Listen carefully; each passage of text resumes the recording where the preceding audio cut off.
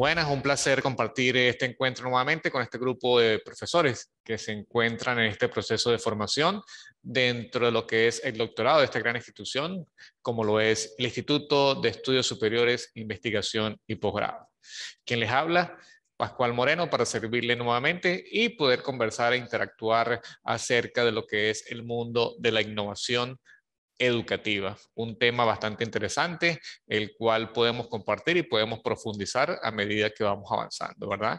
Este mundo de la innovación educativa radica o tiene que ver mucho con esos pilares, con esas líneas macro que nos establece la UNESCO, ¿verdad? Y podemos elucubrar y podemos generar una serie de ideas desde el punto de vista de nuestra cosmovisión, desde nuestra formación profesional y sobre todo en el ámbito en el cual nos desarrollamos, bien sea a nivel de educación primaria, educación secundaria, educación universitaria y en las diferentes áreas del saber, las ciencias puras, las ciencias exactas, lo que es las ciencias sociales, pero generalmente lo que nos vincula en esta mañana es poder interactuar y sobre todo verificar esa postura filosófica que posee cada uno de ustedes acerca de esta gran temática. Esta visión o esta idea generativa nos conlleva a poder ir construyendo un cúmulo de información, por supuesto, basado dentro de un basamento teórico para poder que tenga esa corresponsabilidad y sobre todo esa garantía de poder llevar un proceso científico llevado a un proceso educativo. Hemos visto las diferentes transformaciones, hemos visto las diferentes reformas que ha tenido nuestro sistema educativo y sobre todo estar una mañana de hoy poder compartir estas experiencias en cada uno de ustedes, las cuales pues poseen, muchos de ustedes son rectores, muchos de ustedes son coordinadores y tenemos personal a nuestro cargo. Entonces, verificar cómo han sido esos procesos, cómo ha sido nuestra formación, esa evolución generacional y sobre todo lo que ha sido esa gran innovación. Esa gran innovación que hoy por hoy pues, nos lleva a lo que es la parte tecnológica. Hace algunos años no era la parte tecnológica.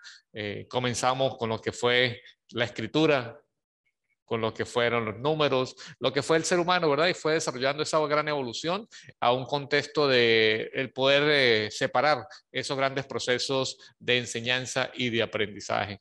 Por eso es que hoy por hoy, desde la aprendizaje remoto, desde la virtualidad, cada uno en sus hogares, hoy nos vemos del tronco extremidades superiores, nos vemos, pero no vemos la integridad de la persona, no tenemos ese contacto físico, pero sí sabemos que estamos presentes. La omnipresencia, pues muchas veces se ve en estos casos donde tenemos múltiples factores y eso ha permitido que el teletrabajo, que la teleformación haya calado dentro de lo que es el sector educativo. Siempre cae la pregunta, profe, yo trabajo en educación rural.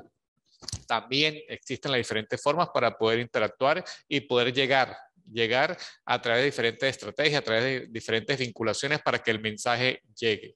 En este caso, pues traje conmigo una innovación que estábamos desarrollando desde muchos años, hace algunas décadas a nivel de la educación física, como lo que es la estructura, ¿verdad?, de nuestro cuerpo, la cual nosotros en muchas ocasiones simplemente le llamamos: aquí está la mano, aquí está el tronco, aquí está, sobre todo en el área de educación física, vamos a tomarnos la frecuencia cardíaca. La mayoría de nuestros muchachos dice acá, acá. ¿Cómo se llama esta parte del cuerpo? Es cuerpo. Entonces es como correlacionar esos aprendizajes y en esos procesos iniciales, cómo nuestros muchachos a través de las diferentes teorías, bien sea el constructivismo, el humanismo, la tecnoformación, el conectivismo, vemos cómo se profundiza y realmente el muchacho absorbe lo que él desea. Palabras un poco más sencillas. Tenemos una enciclopedia. De esa enciclopedia, ¿cuáles son los temas en los cuales nosotros solventamos o cuáles son los que nosotros tomamos en consideración? Los que nos interesa a nosotros. ¿Y dónde verificamos ese interés? Pues en nuestro entorno, los que nos enseñaron nuestros profesores, esa educación, esa amabilidad, esos valores. Entonces todo eso conlleva a generar una nueva generación de muchachos. No sé si recuerdan ustedes lo que es la generación X, la generación Y. Ahorita estamos ya con las generaciones de cristal.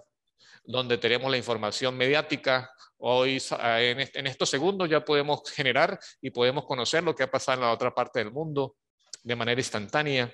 Además de eso, la infraestructura que se ha generado dentro del mundo tecnológico ha evolucionado a poder tener este contacto de 4G, 5G. Anteriormente, si mal recuerdan, para poder accesar a una información, teníamos que ir a alguna revista, algún texto físico. Si no teníamos el texto físico, teníamos que ir a donde un compañero, si no a la biblioteca.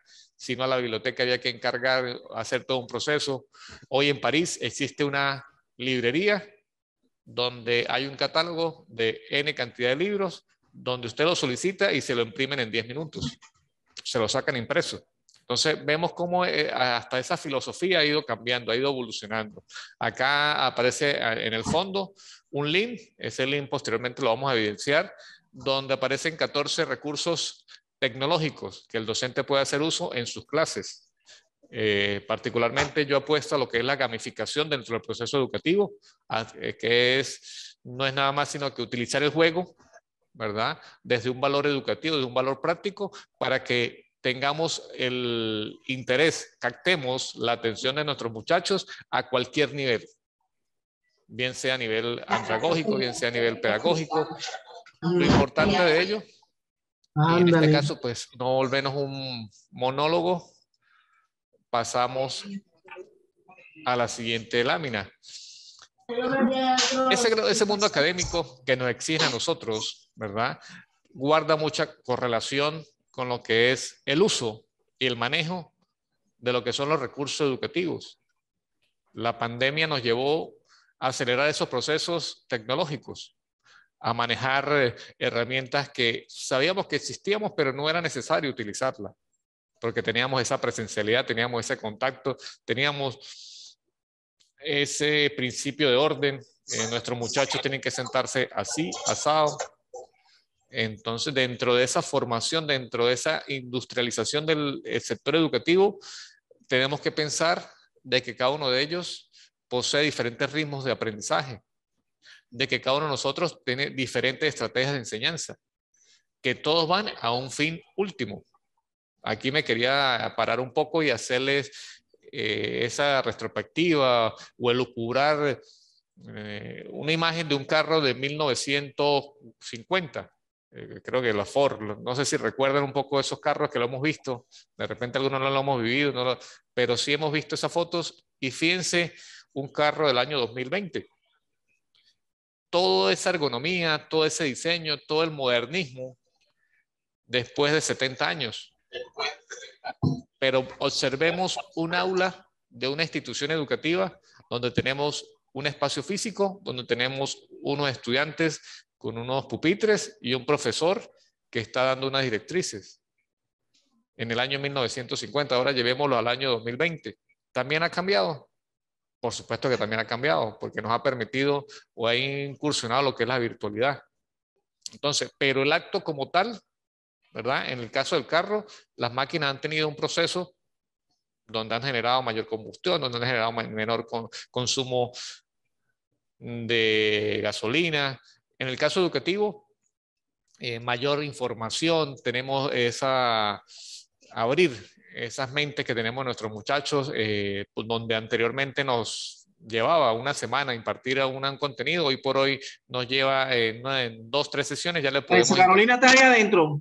Indagar acerca de lo que es todo ese proceso educativo. Entonces es como esa correlación, esas experiencias que nos permiten, ¿verdad? Que nos permiten verificar la imagen que estamos viendo en la actualidad. La primera vez que mi hijo tuvo un juego, yo decía, pero es que está perdiendo el tiempo, ¿qué le pasa a este niño? No le gusta ir a jugar, tomar una meta, tomar un balón, ir al parque a compartir con sus muchachos.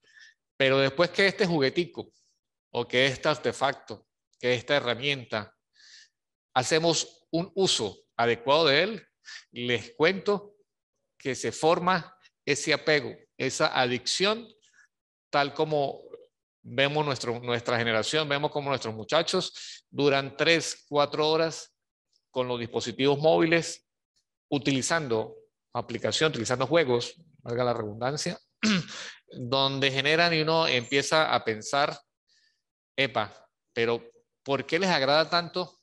¿Qué tiene esta actividad o qué tiene este juego que les permite a ellos generar tanto tiempo cuando en nuestras sesiones de clase los muchachos pasan 15, 20 minutos y ya pierden un poco la atención, ¿verdad? Pierden la focalización como tal del objetivo que se está persiguiendo. Ese presente y ese futuro, bien lo utilizábamos, a veces no tenemos ni siquiera un tablero, no tenemos ni siquiera luz, no tenemos fluido eléctrico, no tenemos agua donde partimos clase, pero hoy por hoy, casi en un porcentaje demasiado elevado, poseen un dispositivo móvil donde generalmente los diferentes sistemas educativos han migrado hacia lo que es unos sistemas híbridos, unos sistemas mixtos. En Venezuela, ya en la educación superior, se estaba trabajando a nivel de multimodal.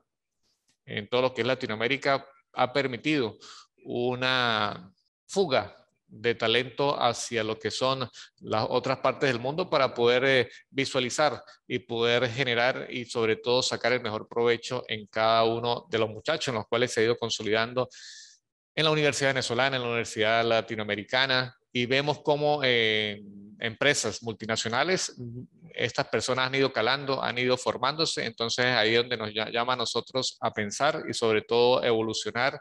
Epa, ¿ha servido de algo el proceso educativo que hemos tenido? No se trata de criticar solo por criticar, sino que simplemente nuestra formación o los que somos hoy ha sido parte de ese proceso, pero nosotros tenemos que ser un agente transformador porque ese proceso educativo debe obligatoriamente cambiar, ajustarse a la nueva realidad.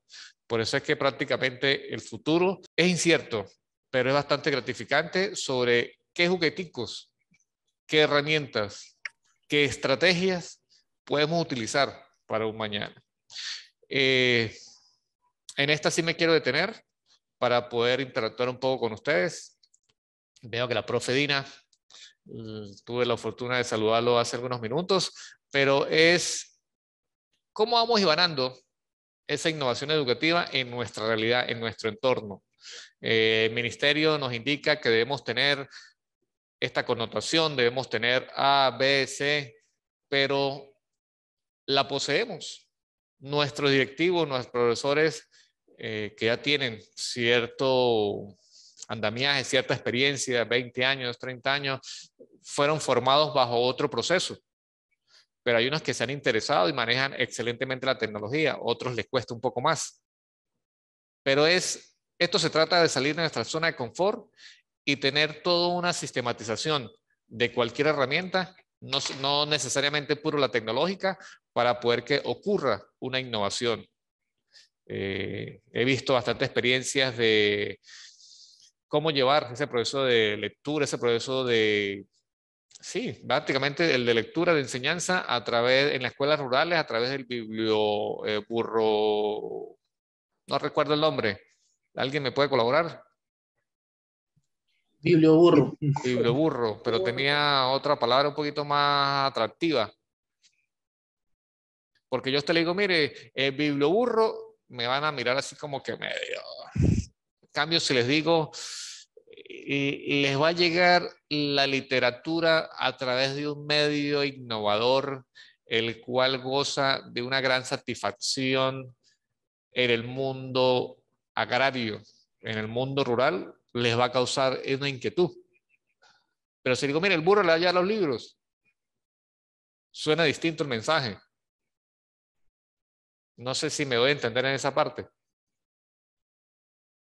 Así como he podido observar esos aportes académicos que ustedes me enviaron al aula virtual, el cual he ido leyendo, he ido consolidando, le he hecho algunas reflexiones, pero ya hoy tenemos que empezar a hablar de esa línea de tiempo, cómo ha transcurrido esos procesos innovadores, ¿verdad? Hay un material en el aula al cual ustedes van a tener acceso, hay diferentes autores, pueden utilizar cualquier otro, no hay ningún inconveniente, pero sí lo importante es a nivel doctoral, cómo tenemos que ir accesando a una literatura para ir formando, ir esbozando toda una idea con un basamento teórico, con un basamento desde una postura, bien sea a nivel cuantitativo, bien sea a nivel cualitativo, que nos vayamos identificando a través de un proceso, a través de enamorarnos de algunos teóricos para poder nosotros visualizar ese aporte académico, ese granito de arena que le vamos a dar a la ciencia desde nuestra perspectiva.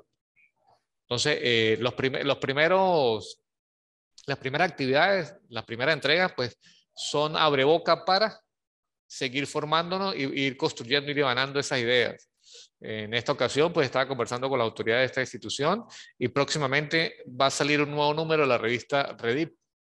Entonces los doctores me indicaron que si de este grupo tenía algún participante que desea llevar ese escrito para obtener una publicación y ir ganándole tiempo, porque recordemos que dentro de su formación académica deben cumplir con unos requisitos administrativos. Dentro de esos requisitos administrativos se encuentra una asignatura, una unidad curricular que se llama estudio individualizado. En ese estudio individualizado, ustedes deben ir demostrando esas cualidades investigativas a través de participación en diferentes eventos académicos, deben ir demostrando esa capacidad de escritura a través de la investigación a través o por medio de algunos artículos arbitrados. Entonces, y la publicación, por supuesto que esta universidad también le permite esa oportunidad, ya que algunas universidades, algunas revistas arbitradas, pues amerita determinado tiempo por la capacidad o por la recepción de artículos que ellos poseen. O sea, a veces no duran 6 meses,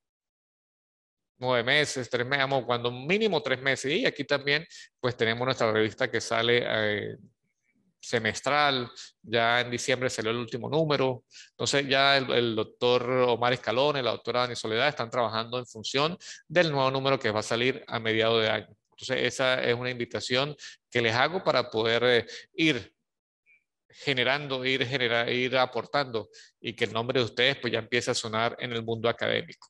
Hasta acá voy a hacer un stop para poder ir interactuando con ustedes acerca de lo poco, lo mucho, la percepción que ustedes han tenido acerca de lo que es la innovación educativa dentro de su praxis profesional. Ustedes me indican si quieren encender la cámara, si no quieren encender la cámara tampoco hay ningún inconveniente. Y con la señal de costumbre, en el menú inferior aparecen las palabras, dice reacciones, podemos levantar la mano para poderle ir dejando el derecho de palabra a la persona que desee participar. Entonces ustedes me van indicando, yo voy bajando mi mano. Manuel. Buenos días para todos. Buen día, Dios los Manuel. bendiga. Bueno, miren, inicialmente es la primera clase que estoy entrando. Estaba en un dilema si continuar o no continuar, pero ya comenzó un proceso. Soy de los que comienzo algo y tengo que terminarlo. Lo que sucede es que hace como 2 años hice una propuesta acá para una beca, un doctorado, y por ahí ya me respondieron. Y estaba atareado mandando afinando los detalles para hacer la presentación de lo que tengo que mostrar el día que me citen para una reunión. Entonces, es un reto que voy a asumir acá también, porque es un compromiso ya con el Estado, una beca bastante grande. Excelente. En dinero. ¿Ya? Pero entonces yo estaba estipulando los tiempos, hablé con el profe Heiner para ver más o menos cuándo estábamos de pronto continuar, digamos, el proceso acá, y si me daban los tiempos, que no fuera a saturarme, porque el trabajo y esto también amerita el esfuerzo necesario para poder cumplirle, ¿no? Entonces aquí estoy con el favor de Dios. El proceso lo voy a culminar acá de la mejor manera posible. Y sí, en cuanto a lo que estamos tratando ahora en el proceso de la innovación educativa, como dijo usted ahorita, no es un secreto para ninguno de nosotros entre la tecnología y la enseñanza en la educación básica, primaria y básica secundaria aquí en el país. Inclusive todavía al momento estamos saliendo de la pandemia y la mayoría de los docentes querían regresar al aula porque era un caos para ellos tener que desaprender para aprender nuevas cosas y poder, digamos, acomodar los aprendizajes que ya están, digamos, de 30 años en el servicio, y ya tenían ya aquí mecanizado en su cabeza, en su consciente, digamos, todo el proceso educativo de los estudiantes. Pero ha sido bastante complejo ahora el retorno porque el estudiante ha quedado, digamos, sesgado hacia al facilismo de pronto de estar en la casa, de compartir con su familia y mirar cómo responde. Y cuando llegan a la escuela nuevamente, al principio estaban deseosos, la primera semana casi el 100% del estudiantado estuvo el primer día de clases, en particular en mi institución, pero ya después, o sea, el permanecer el tiempo de, digamos, de trabajo dentro del colegio, les ha pesado, les ha pesado en estos momentos porque ya llega un momento donde no quieren estar dentro del aula y están pidiendo, bueno, denos otra forma de aprender, porque ya, o sea, estábamos en la virtualidad, utilizando las tecnologías, digamos, todos estos programas permitían interactuar con los estudiantes,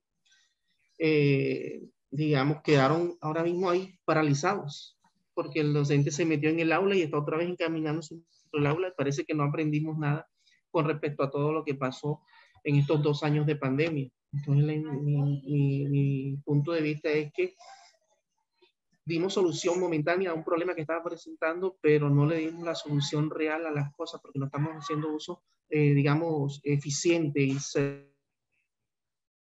efectivo de la tecnología y la comunicación hoy en día, porque se acabó aquí la pandemia, prácticamente a todos nos mandaron al aula y todo el mundo está en el aula y se olvidó de esa pequeña parte que nos dio, digamos, la luz en el camino para poder acercar al estudiante a la escuela, porque en los primeros meses de la pandemia esto fue un caos, todo el mundo estuvo disociado de la escuela, los docentes de la escuela, los estudiantes de la escuela, y digamos eso hoy en día ha afectado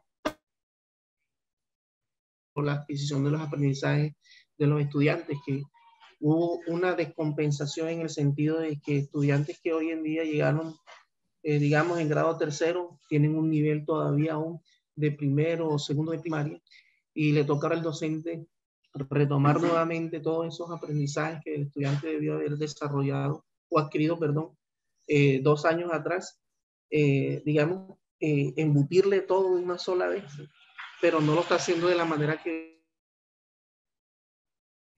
uso de todo lo que nos está dando el medio en estos momentos, como son, digamos, la innovación. Y la innovación no solamente es que llevemos al salón de clases un computador, un video, un televisor, o sea, buscar otras maneras de hacer las cosas, de enamorar, de endulzar y de hacer esa mezcla o esa combinación de ingredientes que le permitan al estudiante sentirse agradado dentro del salón de clases.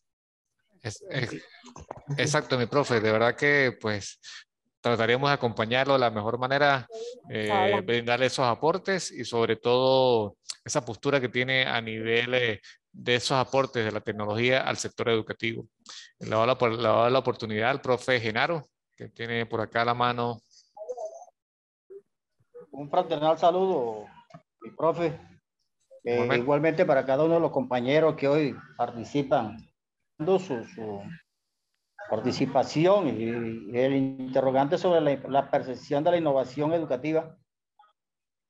Yo creo que, decía usted, las reformas educativas que han surgido, algunas han sido para bien, otras han sido que no han tenido en cuenta realmente el sistema educativo como tal, porque estas son lideradas muchas veces por personas, por decir, un ministro de educación debe tener conocimiento de educación, porque si carece de él, ¿cuál sería la... Profe, no sé, sí, es mucha energía, profe. Sí, sí. Satura Entonces, profe, allí sí, sí, como maestro, porque reitero, hoy estoy en comisión, no estoy ejerciendo como maestro en aula de clase. Yo puse en práctica algunas innovaciones, algunos proyectos de aula que se veía la necesidad de implementarlos. Por eso decía, las innovaciones no son más sino la respuesta a la problemática que surge en un aula de clase. Eso es lo que tiene que ver con innovación, sino simplemente tenemos que ir enfocando la que tiene que ver a través del computador. Decía que allí en el salón de clase y en momentos de violencia entre los estudiantes, pero muchas veces los maestros tratábamos de buscarle solución y no fue posible. Entonces yo desde allí creé un programa, un proyecto donde se llamaba Conciliando para Resolver el Conflicto. Allí que eran los participantes de ese proyecto, los mismos estudiantes, ellos trataban de buscarle solución a esos problemas que se presentaban entre ellos.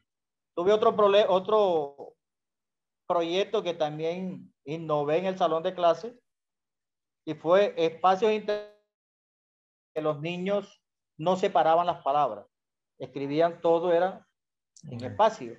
Entonces, a través del computador, cada vez que yo le escribía una palabra, le decía barra espaciadora y ellos inmediatamente separaban las palabras. Entonces, a través de esto, un aplauso, el computador me ayudó a que los estudiantes fueran aprendiendo y de esa manera no resolví el problema un 100%, pero por lo menos logré un objetivo. Exacto. Y era que los estudiantes tenían que ir mejorando sus escrituras para que pudieran entender mañana más tarde lo que ellos escribían. Entonces, esto surge a diario dentro de los salones de clase. Entonces, ¿qué es el maestro? Uno como maestro tiene que ser una persona que debe estar en una constante reflexión, porque uno va a su casa a tratar de descansar, pero cuando va a la cama y uno comienza a hacer un recorderis de todo lo que desarrolló en el salón de clase, puede mirar lo que fue positivo, lo que fue negativo, lo que es negativo, tratar de reforzarlo para que mañana más tarde podamos tener unos mejores aprendizajes significativos dentro de los salones de clase. Somos innovadores. El maestro que no innova se queda por allí con esa educación tradicional que verdaderamente no es otra cosa sino un recipiente de cúmulo de que en un momento dado no saben poner en práctica en un contexto. Eso sería lo que yo podría aportar sobre lo que tiene que ver con la innovación educativa. Excelente, profe Genaro. Y de hecho, como usted conversaba, si nos ponemos a visualizar y sobre todo cuando lucubramos ese quehacer educativo, verificamos que cada uno de nosotros puede realizar N cantidad de libros, una enciclopedia con todos esos aportes, así con ese granito de arena, como usted enfocó con esa barra espaciadora, con esa programación neurolingüística, los muchachos recibieron el mensaje, recibieron el estímulo y se llevó ese proceso innovador. Entonces, es realmente que nosotros nos centremos un poco en nuestra misión, en nuestra labor, en nuestro rol, para que realmente se sienta esa satisfacción profesional con nuestro entorno. Le doy la oportunidad a profe Katy, que tiene por acá la mano, antes de dar el cierre. Dígame, profe. Buenos días para todos. Muy buen día. Bueno, la perspectiva que yo tengo de la innovación es como algo muy personal del docente con el estudiante, o sea, la relación personal del docente con su labor y con su... O sea, tiene que ver con el método y tiene que ver con la creatividad, la forma como nosotros desarrollamos un tema diariamente en el aula. Pienso que todo está escrito, en pedagogía todo está escrito. De un tiempo para acá, realmente es toda la literatura innovadora que haya podido aparecer. Generalmente desde que estoy cursando estudios de posgrado,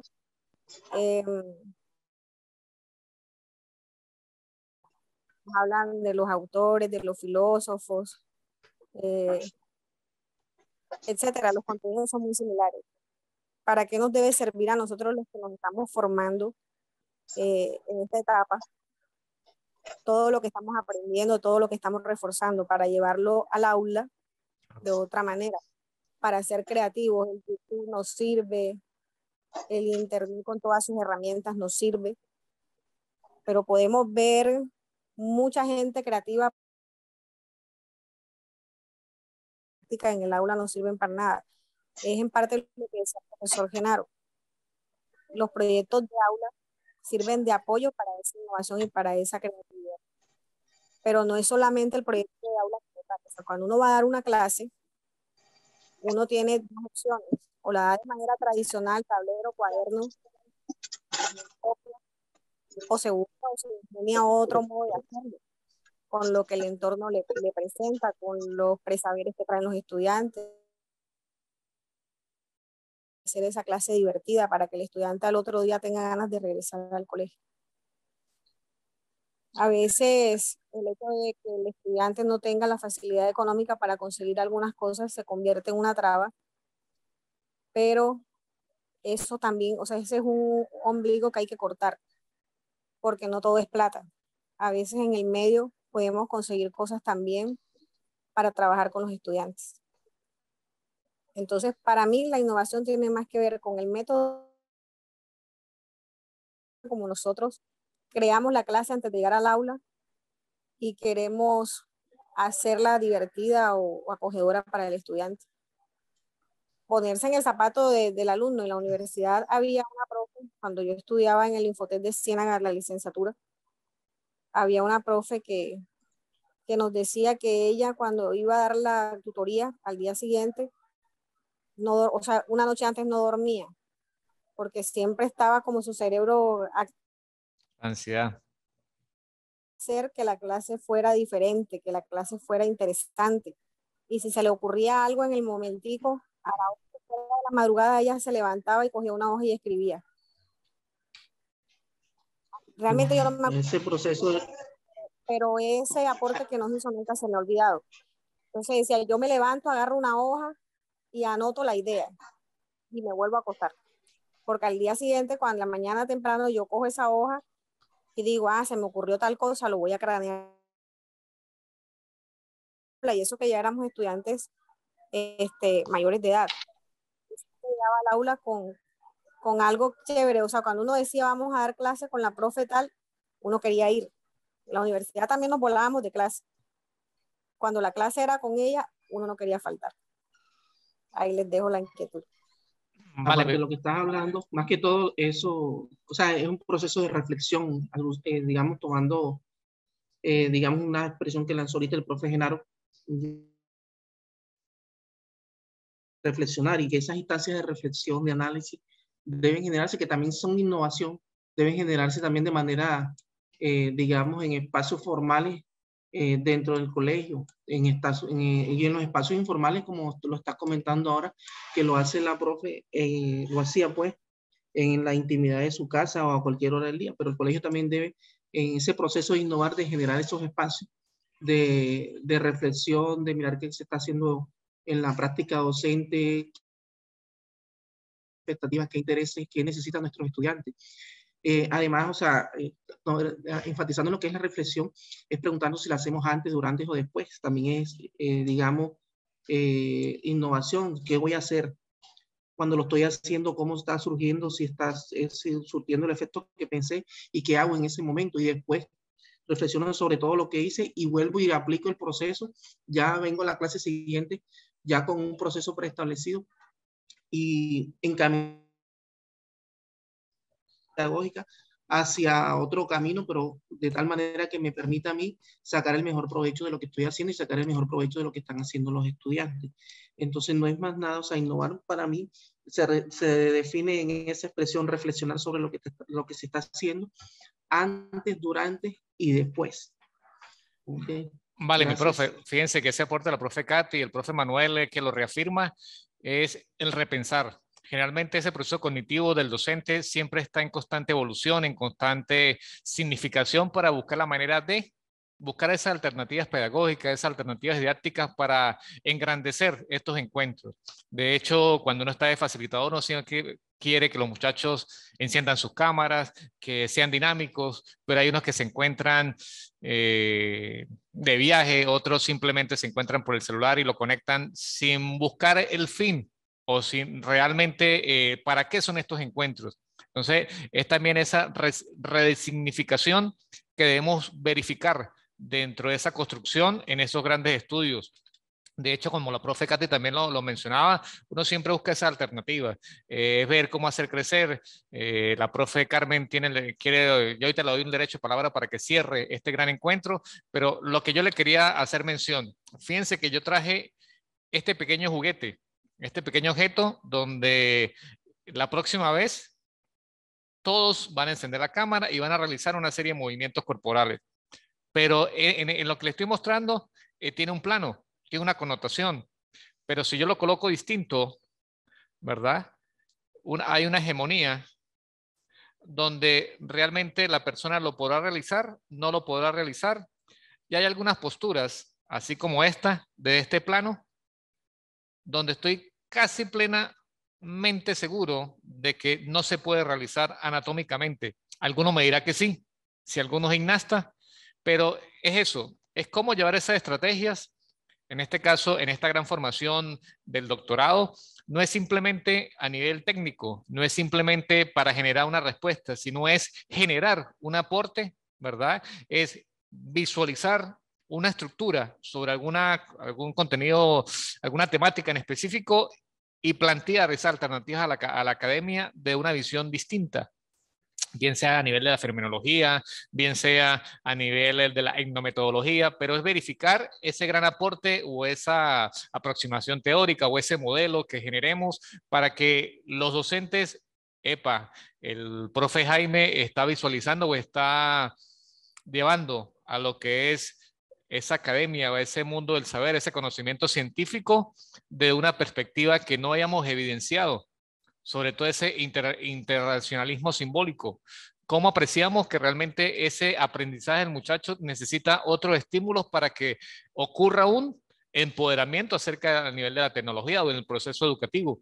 Hay una infinidad de herramientas que vamos a ir socializando a medida que vayamos avanzando, pero recordemos que nos queda un encuentro. Estoy visualizando el aula virtual, necesito que me acompañen en esa construcción, pero para cerrar, la profe Carmen tiene el derecho de palabra, mi profe.